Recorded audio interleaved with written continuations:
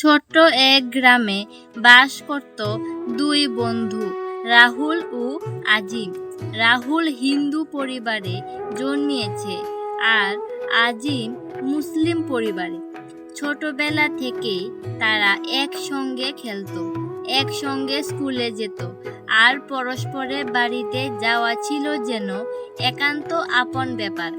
রাহুল যখন দোল খেলতো, আজিমরাও তখন রং মেখে আনন্দ করত।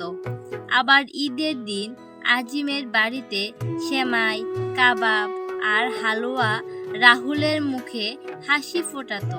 তাদের বন্ধুত্বে কোনো ভেদাভেদ ছিল না, ছিল শুধু ভালোবাসা আর শ্রদ্ধা। এক বছর গ্রামে হঠাৎ সাম্প্রদায়িক উত্তেজনা দেখা দেয়। কিছু বহিরাগত লোক এসে গ্রামের শান্ত পরিবেশ নষ্ট করতে চায়। মানুষ বিভক্ত হয়ে পড়ে। কেউ রাহুলকে বলে ওরা তোমার শত্রু, আবার কেউ আজিমকে বলে তাদের বিশ্বাস ভিন্ন, সাবধানে থেকো। কিন্তু রাহুল আর আজিম সেই কথায় কান দেয় না। তারা একদিন গ্রামের চৌমাথায় দাঁড়িয়ে সবার সামনে বলে, আমরা ভাই, ধর্ম আমাদের আলাদা করতে পারবে না। ভালোবাসা আর বন্ধুত্ব সত্যিকারের পথ। তাদের সাহসিকতা ও ভালোবাসা দেখে গ্রামের মানুষও ফিরে পায় তাদের পুরানো বন্ধন।